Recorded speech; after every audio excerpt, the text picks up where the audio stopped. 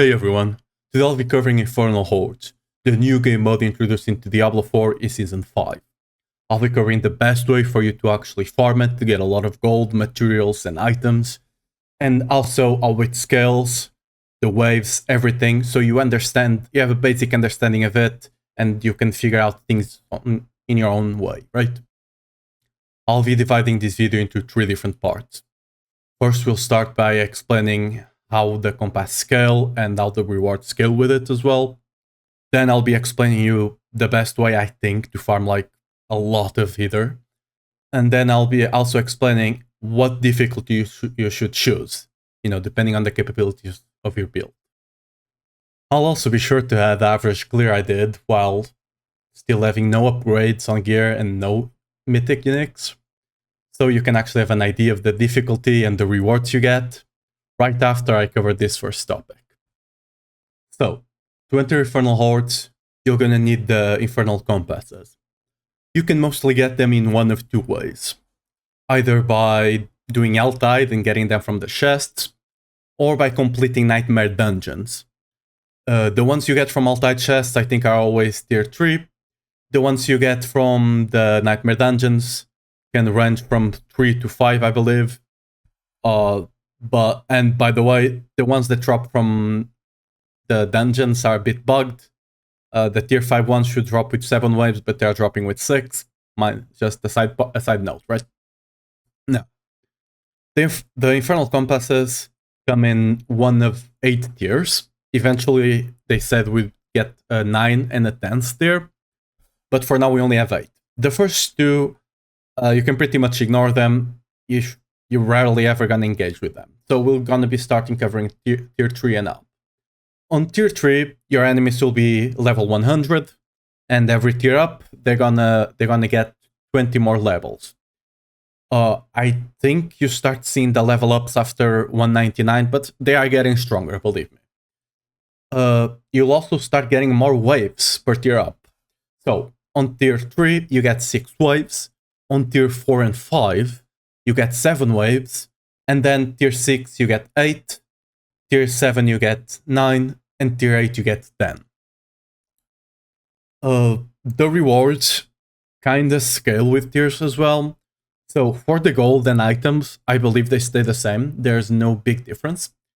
But since you can actually get masterwork materials, the material chest will be important for you what tier you're doing.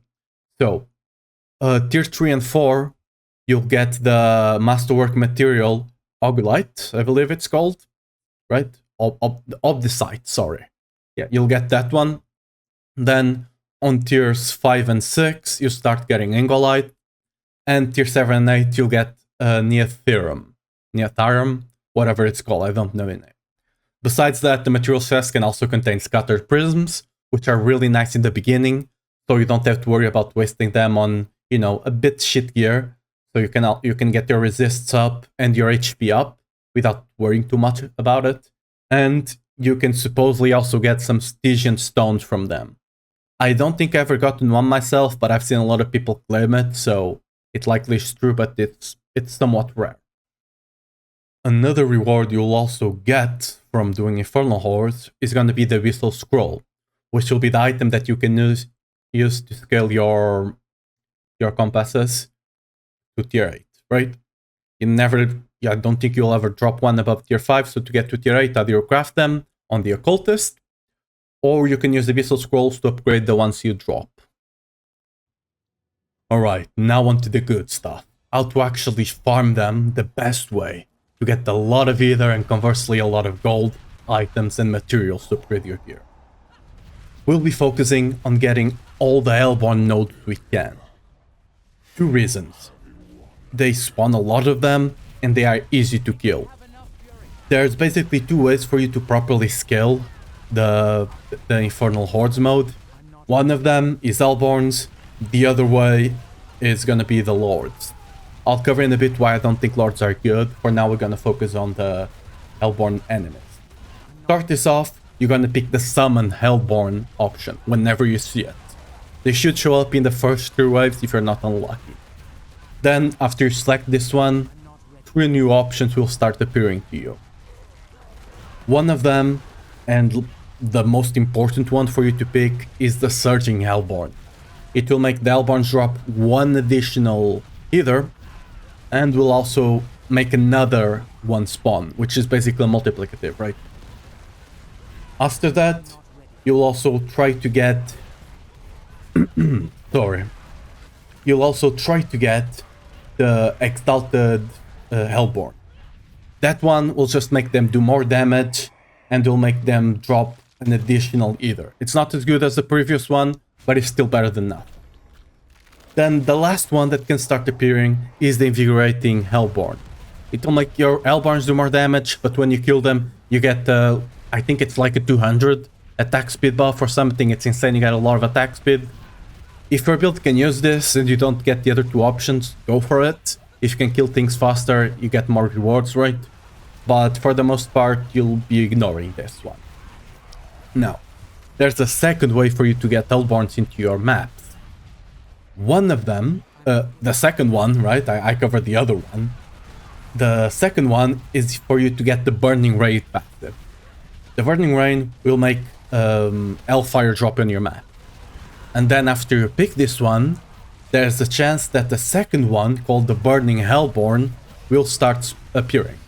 And what that does is your Hellborn enemies can start appearing from the Hellfire. So when Hellfire drops, a Hellborn will spawn, which is just another Hellborn for you to farm, right? It's really good. Now, besides the Hellborn specific ones, there's another one I think it's worth for me to talk about, which is the Exalted Hordes. That one will basically just mean that you need to kill less enemies for events to spawn. And a lot of events, after you get the Hellborn nodes, a lot of events will spawn Hellborn. So you want, the more you can get of them, you want them, right? So that one helps you with that.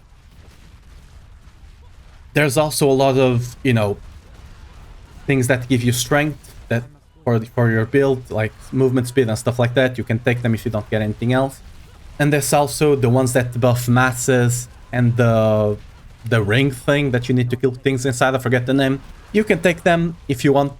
They're just bonus, right? If you don't get the other ones, just take those for additional healers, you know? With that in mind, there's two passives I would recommend you to avoid like the plague. The first one, the Summoned Lords. This will make either lords be able to spawn on your map. You don't want that. Most of them are really hard to kill. And if you're playing this mode, you're likely gonna have a AoE clearing build, so you're gonna have a hard time on them. And they do a lot of damage as well. You want to avoid them if possible. Then the second one is the Teeming Masses. This will basically mean that whenever you kill a mass, there's a good chance that either lord will spawn. You also want to avoid that. Because, again, either lords are bad for you. You don't want to deal with it. Then, lastly, the, I think, only unique one that you can see, it's gonna be the Stalking Devil. This will only appear on the last, at least they only appeared from like 5 and up waves. I've never seen them below that. And basically it just spawns the Butcher on your map at any time during that wave. If you kill them, you get 25 Aethers for your trouble. They don't transfer between waves, so you only get them for that single wave. So this is only worth taking at the end if you don't think the other options will give you more than 25 Aethers, right? Which the Hellborn ones will likely do. So you only take this if you don't get the Hellborn one, and it's still really great, right? Just kill the Butcher and you're good. Now, what tier should you actually be doing, and what build should you use for this game mode? Well, in my opinion, first of all, the build should be clear focus for the most part. The bosses at the end are not that difficult. As long as you're tanky enough, you can take them down. The only difficult thing here that you would need a lot of single target damage would be if you go for the other lords, which, as I told you, it's not really a good path to go down anyway. So just take a good clear build, like for example Whirlwind Dust Devils, and you're gonna be great. Now, when it comes to difficulties, it's basically gonna come down to a couple of factors. First of all, can you even clear them fast enough? Right? That's the most important thing. If you cannot farm them, if you can barely get by, it's probably worth to go 1 or 2 tiers down and make sure you can do them quickly. Because the faster you kill things, the more things will spawn, the more Aether you'll get, right? Now, there's also the factor that you can get different masterwork materials depending on the tiers. That's also something you need to take into consideration. If you're doing this for gold, you just do the thing that you can kill the fastest, right? Just go to a level that you can still basically one-shot stuff and do that level, right? If you're looking for the resources, you might go 1 tier up or 2, just make sure you can get those resources. Now, there's also the factor of waves. Since this game mode, mostly as you get more and more buffs, they pretty much exponentially to a degree with each other. So the more waves you get, the more Aether you get at the end. Again, if you clear them slow, it's better to just, you know, do one less wave, but actually be able to kill things super fast, you know? I would recommend in the beginning of the season that we are right now, I would recommend you to stick with the tier 5. They give you the materials for the second masterwork tier on your items, and they're somewhat easy for most builds to clear. Like your build after you upgrade to 9 to 5 gear, you should be able to clear that mode quite easily. Going on to, if you want to go to tier 7, which is like the you know, the most worthwhile upgrade. Going from tier 5 to tier 6 is not that worth it, I don't think. So going to tier 7, you likely need a good build already, maybe some overs depending on your build. And tier 8 is just the, you know, the cherry on top of the cake if you actually have a strong build. Now finally, what rewards do you actually get from the chest, right? Because this is what this thing is all about. So, the gold, from what I can see, you get like 1,000,000 gold per 10 Aether you spend on the chest. So it's like on good runs, you can get out of there with like 200, 300, maybe more million gold, right? So that's quite great.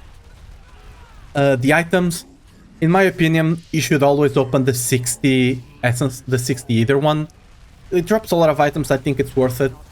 The other one will also get you a lot of items, like I think it's 3 to 4 items per opening. But I don't think it's really worth it unless you're chasing for the uniques.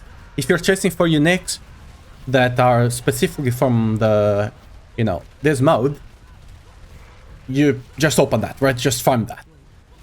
The resource one, I think, is the most worth it, especially early on.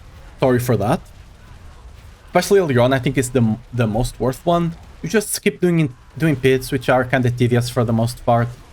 And yeah, you get a lot of resources for your early on, like the prism, right? You might get some Stygian stones for you to farm, you know, the bosses, for you to actually get some Uber uniques, right? Sorry, mythic uniques now. So I would say in the beginning, focus more on open the gear one till you have decent gear, then just focus on opening the resource ones till you upgrade, and then just get gold. That's how people are getting insane amount of gold this season. It's just insane the amount of gold you can get there. But yeah, anyway, I think this has gone for long enough. If you have any doubts, something I didn't cover in the video, feel free to leave me a comment down below, I'll answer it. But yeah, that's it. Thanks for watching, and hopefully see you next time, or maybe on my Twitch channel that will be linked down below, and I stream occasionally. Leave me a like if this helped you, and see ya. I nodded, by the way.